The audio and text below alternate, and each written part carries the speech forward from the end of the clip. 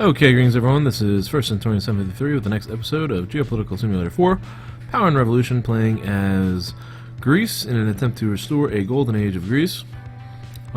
This is the first episode of the new year for the calendar in this game, 2018. So we're going to kind of do a general overview in this episode of how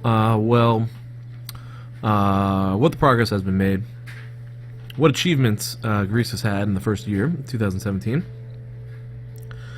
what challenges that Greece will face in 2018, and what particular goals do we want as far as this year is concerned, and possibly some long-term goals as well. Okay, so first I got to take care of a couple things up here that just popped up at the end of the last episode. Looks like there's an explosion near the commissariat claimed by the Greek Communist Forces. Bomb exploded this evening in the neighborhood police station. So this might end up being a new goal for the year, putting an end to the Greek Communist Forces. Although we've done a lot of dismantlement. It's true that the blow cannot really be described as. And this is only 2 arrests, so but we've had a lot of dismantlement as far as that group has been concerned, so we can continue to do that. And it looks like Switzerland wants to meet with us. They're neutral, so I'm okay meeting with them. Shouldn't be a problem. Looks like Libyan forces have captured yet another total jihad city, and they are driving them back. This is going to be where the heart of the conflict is going to end up, in south central Libya.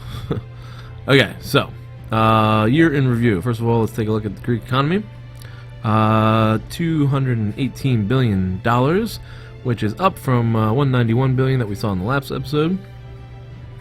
Our current growth rate, oh no, wow. Okay, so I'm gonna have to take some steps here, which is good because I have plans actually for this, and I wonder if this could actually lower the inflation a little bit.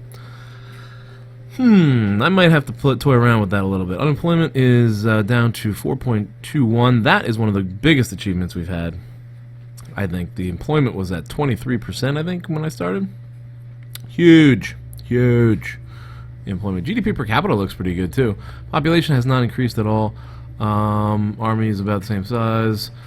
Let's take a look at the comparative maps. Here we go. So you can, nice nifty way to track your progress here in this game. You have your start date and you have your current date. Now this category is for population, and Greece has not moved in population. We still retain our rank at 85 in population. Now what are the other statistics we want to look at? Nothing much in politics. Demographics is an interesting number though, right? Population under 15. Alright, that is declining. So there are less kids. The amount of kids in the country is declining, but not by much. Population over the age of 63. Whoa, we are one of the oldest countries in the world. 20%. Yikes. But that's increasing. Alright, so our country is definitely getting older over the course of the year. So we'll have to deal with that. Healthcare issues and Social Security and stuff like that. So that's interesting, though. That might be something to actually campaign on. I want to pay attention to that. Life expectancy, we were at, this is in, at the beginning of the game we were at 18, with a life expectancy of 80.3 years. We have moved up to 15, 3 ranking positions, with a life expectancy now of 80.7. That's pretty good. Healthcare is on the rise. So you shouldn't be able to complain about that. I feel like, during the campaign, you should be able to tout about some of your successes and some of the speeches that you're able to give, but that's not available in this game yet. But I think that might be, the next version. Fertility rate. Let's see. Fertility rate is basically the same. That has not changed at all. Okay. Migration flow. This is an interesting number. We had... Looks like it is slightly increasing migration flow. 25,300 to 25,314. Okay, that's our demographic numbers. Life and health, human development index. Let's see here. We've gone from 29 up, down. Ooh, we've gone down in human development. Although our number has increased, it has not increased at the same rate as other countries. Brunei is now ahead of us. What the heck, Brunei? How did Brunei get ahead of us? And someone else shot far ahead of us. Qatar, however you want to say it. Yeah, these two countries, these oil tycoon countries here, have shot ahead of us in human development. Interesting. Moving on down the list. Wait, back to life. Did I do life and health? Yeah. GDP per capita. GDP per capita. That's our beginning number. Is at 17,900. We're ranked 38th. Moved up 2 rankings, over 20,000 in GDP per capita. That is phenomenal. 36. We just bumped up ahead of Portugal and Trinidad and Tobago. Very nice. Okay, other health numbers. Do I want to consider? There's a lot of stuff here.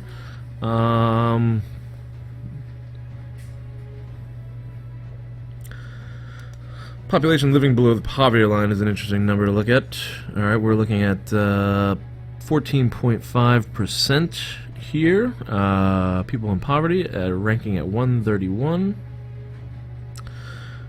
And the ranking seems to be a negative thing because the highest Palestine, 79% of people living in Palestine. We don't want a high number here. We want to go down in this ranking. And the results are we went up 19%. Yikes. So that's something I'll have to deal with as far as poverty is concerned. Maybe lowering that income tax, or maybe hiring more people, spending. I don't know. That's interesting. Unemployment rate dropped, but poverty increased. Why did that happen? Public health expenditures, yeah, that's...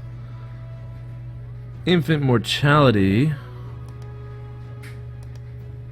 Infant mortality has stayed the same. We have not moved on infant mortality. Any other health numbers I want to look at here? Let me know if I miss anything that you guys want to see. And I'll do it in the next episode, or probably like 3 episodes from now. Actually, no, this is going to be the last one I make today, so I made 3 today so far. So this will be the last one. Economic power, I don't know how you measure that. In billions. I don't know how that's... Is that just measured by your GDP? It looks just like the GDP. And we've gone up 1 ranking position with that. Right? What's the difference between that and the GDP? It's the same thing. Okay, so GDP, economic power. I don't know why that's even a category. That's like a waste of a category. Growth.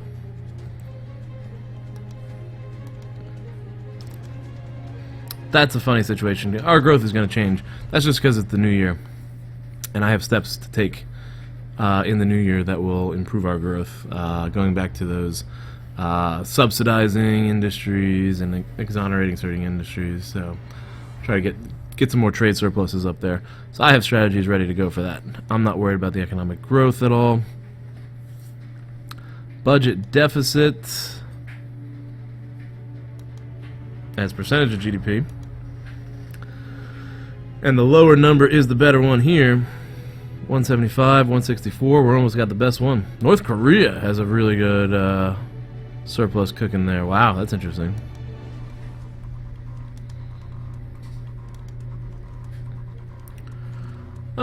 Total amount of debt as percentage of GDP. Wow, ours is really high. That's at the beginning of 2017, and it's dropped a lot. Japan's went up, but we still are ranking number 2 in public debt as percentage of GDP. That's not a good sign. I should probably work to try to pay off some of the debt there. Okay, world production. I don't know if I want to go into this. Nah, this is just too much. That'll take a while. If you guys want to see that, let me know. Post down below. I can go through world production in another episode if you want. Work, active population was 45% in 2017, and it is now Just went up 2 rankings there to 45. Okay, that's weird because our unemployment rate dropped a lot. Let's check out unemployment. Unemployment, we were 35. We went. This is a bad number to be good at. All right, 23%. We were ranked 35 at the beginning, and then today, look at that. That is terrific. That is one of the biggest achievements we had in the year. All right, down to from 35 at 23% down to 86 at 4.2%. That is just phenomenal. What's the lowest one? Wow, look at these guys. Almost have full employment in Japan, Belarus, and Trinidad and Tobago are looking at full employment practically. That is sick. All right, we got a long way to go. All right. Now, what is next? We did work, right? Yeah, security. Security. Crime rate? Crime rate's important. Crime rate was 167. Oh no, 138. We had a pretty high crime rate. These are intentional homicides per 100,000 people. 458, ranking 138 at the beginning of 2017, down to 167. And it's about over 100 less homicides. Very good. People are working and they're employed and they're happy. I think we can avoid crime that way. What else do I want to do? Prison population. That's an interesting number. Pretty low prison population there. Not much has changed. It declined slightly because of the crime rate declining. What is the highest prison population? This is a prison population in percentage. So 0.7% of the U.S. population is in prison. The U.S. has more people in prison than anybody else. We are all the way down to 120. Alright, that looks pretty good, like a tenth of what the United States has of people, of percentage of their people in prison.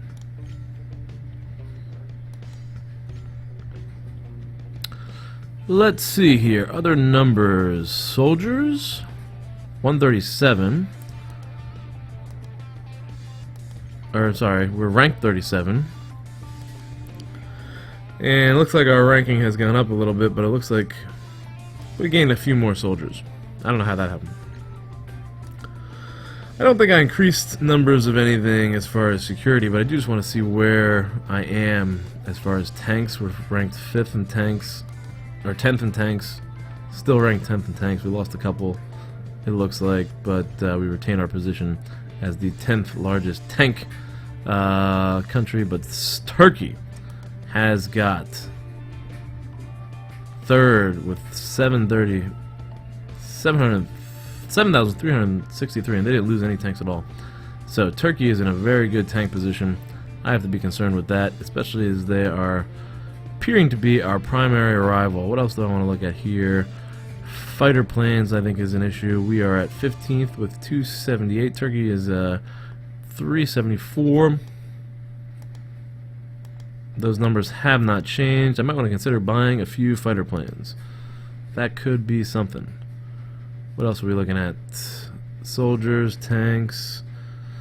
How many soldiers did Turkey have in their army? That was something I didn't look at. They don't have... Oh no, they're there. 500,000. They are one of the largest armies in the world. We gotta watch out for Turkey. We're gonna need a coalition to go against Turkey, if anything. So I do need to definitely find some sort of scandal to call them out on. Aircraft carriers. Does Turkey have any aircraft carriers? No.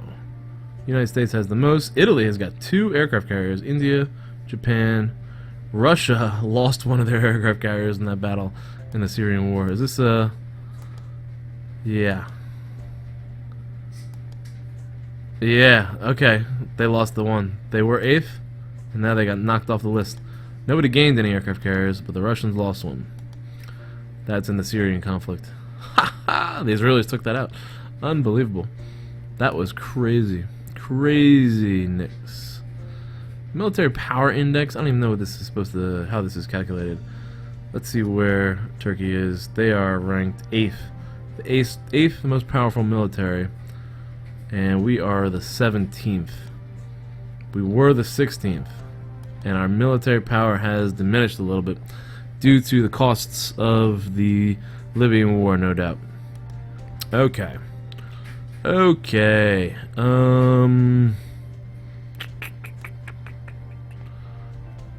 Cruisers and frigates might matter. 35. Turkey's got 47. Come on. We are 8th. We are 8th. Nothing changed there. We can't get anything on Turkey here. The Greco-Turkish rivalry is not leaning in our favor at the moment. Submarines, 12, Turkey 13. Look at that.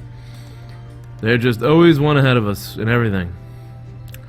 Alright, maybe more military spending. I don't know. Currently I'm getting killed on warmongering and my popularity. I'm down to 92. That is ridiculous. I think that's all the security issues I'm going to look at. Nuclear warheads is always a factor. Alright, it's typical. Argentina has developed nuclear weapons. That's a new member of the club. 9 nuclear weapons in Argentina? Wow, what are they going to do with the nukes? Should we try to acquire nuclear weapons? Israel's got 80.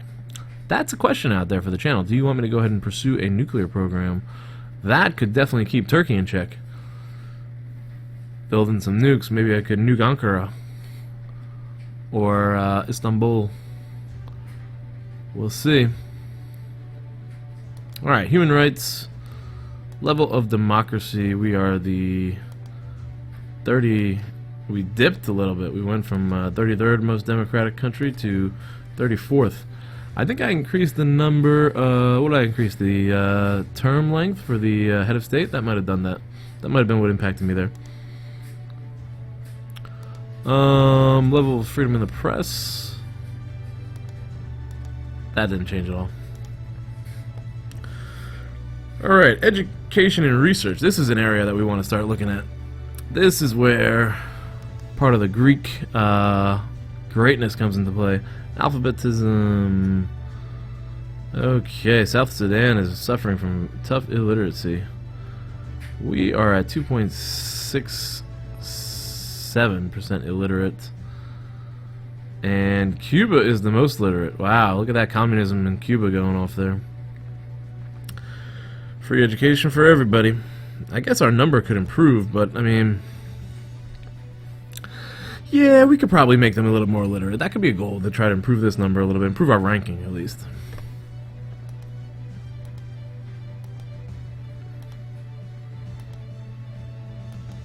Looks like we had a little bit of a victory. Minor victory there. A little bit more literacy. Alright, primary education, Nobel Prize. 2 Nobel Prizes. Let's switch this. Alright, 2017 we were ranked 2nd with 2 Nobel Prizes. And nothing changed. I don't know if the awards actually came out yet or not. Guess we'll find out that eventually. Patents per year. Okay, we had 15 and now we're at 14.9. Oh man, we lost some patents. I definitely have to start spending more on research, I guess. We didn't lose our position at 42nd. But we gotta work on that. Education needs a little bit more funding. Number of higher level students. Alright, we were ranked 5th. That's pretty good. 5,000 for every 100,000 people. And that number, we got 1 extra student, so no big change there, but maybe a college or 2 could help. I might go ahead and build a college, or at least that might be the campaign issue for the next, for the campaign in the next year, is what it's going to be. Scientists. Percentage of the population with scientists. That has increased. We went from 33 to 32nd. Alright, not a big increase, but minor increases. Alright, a lot of little minor increases here. We got all that covered. Culture and sports. Here we go. I don't know. I don't know what to look at. Olympic gold medals? 6. We're 39th in the Olympics. I don't know what those other games were. Those other games we ended up ranking 2nd. They're not anywhere on this list. So, internet users. That's an interesting number. Internet users in the millions. 6.4 million. And it's 6.4 million. I wonder how we can increase our internet users. That would be an interesting thing to try. More access. That's not a large portion of the population with the internet access. That's only like 64% of the population with internet access. Mobile phones per 100,000 people. 120,000 phones per 100,000 people. I like that number. So that means everyone has at least one phone. Montenegro is looking really good in that list. Where is, what's at the bottom here? Myanmar. Wow, only 2,000? Oh, wow. Not a lot of access to phones in Myanmar, huh? That number has stayed the same. What's next? Televisions. This is an interesting number. We go from 27th. Televisions per capita. Looks like our number has increased and we gained a ranking. Cultural, sports, books. We are publishing less books. No, that's not part of Greek greatness. We need more books, more movies. What about movies? Movies per year, 22 in 2017. Dang, our movies, we decreased in culture a little bit there, huh? We have to improve our culture again. Return the culture to greatness. FIFA ranking. We have gone from 40th to 38th. Brilliant. We moved up in FIFA. Sports are looking good. Alright, what else? Religion's not that important. Environment. Urbanization rate. That has slightly increased, but we're still at the same situation. Environment. CO2 emissions per every inhabitant. Alright, 42nd. I don't know how that number happened like that. That's just a weird situation. I don't know what's with that. I don't know how to explain that at all. What about CO2 rejects? Rejects in megatons? Alright, I don't know what these numbers mean. Alright, so we're not gonna do anything on the environment. Forests resurface. That's about the same. What about annual rain? Looked interesting. Annual rain stayed the same. So that was not affected by anything environmentally, and average temperatures, these are in Celsius degrees, have remained the same. Okay. So that is our year in review. I hope it wasn't too boring, but there's got to be people out there that like these statistical analysis and, you know, they want to see exactly where we're at. My overall impressions of Greece, just to share with you guys. Okay, so my overall impressions of Greece as far as achievements for the year. Let me know if you agree with me or disagree with me on these things, but I think our greatest achievements probably in this first year of the return to Greek golden age, one is definitely the employment rate. I think the employment rate is the most significant thing achieved as Greece in the past year. Employment rate has improved from 23% in 2017 to a fantastic number of 4.12 in the beginning of 2018. So that is definitely the most significant thing. The next most significant thing, I'm going to go back to the chart actually, just to do the comparison, because did I do this before? Total public debt. This is the next most significant thing, I think. We're looking at second high. Oh, this is percentage of GDP. We don't have an actual total debt number, do we? I guess I just have to go to taxation.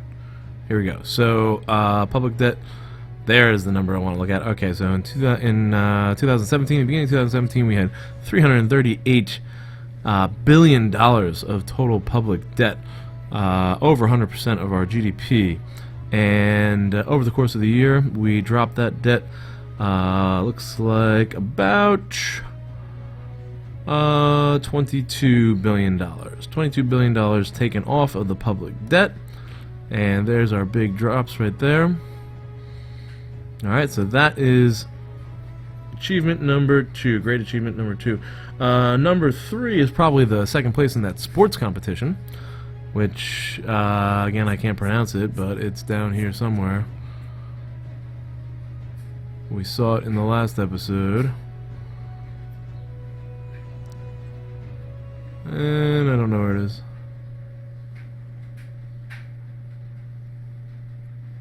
Well, you guys saw it in the last episode, right?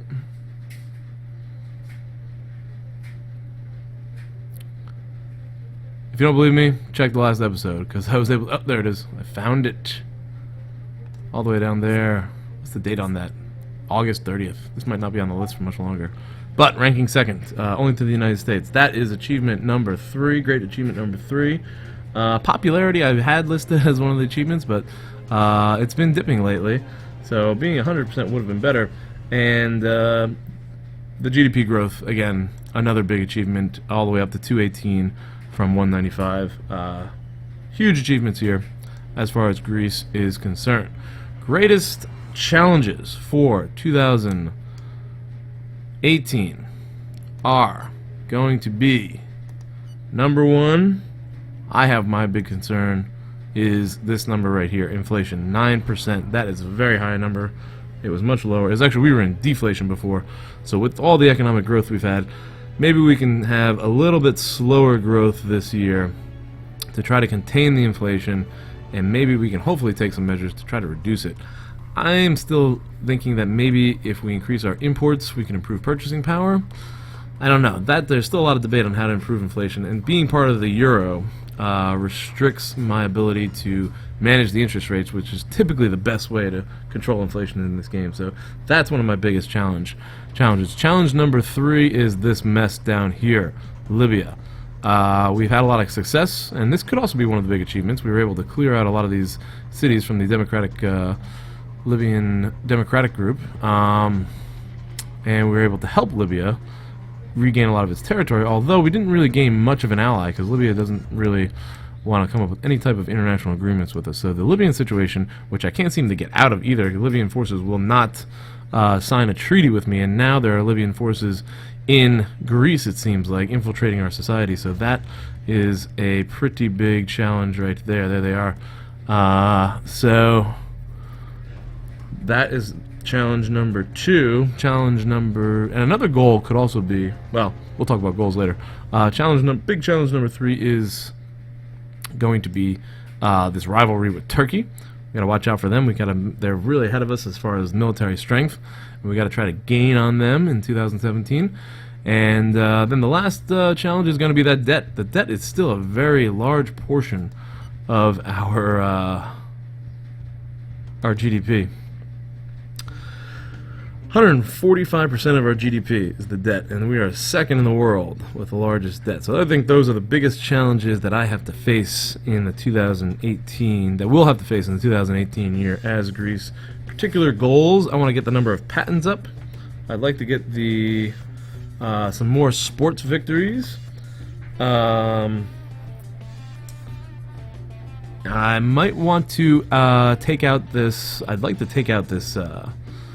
These two groups right here, particularly the communist forces, and hopefully establish a new political party that will hopefully be able to align with us on a number of the decisions in the parliament. That is the best case scenario. Let's go ahead and infiltrate these guys again.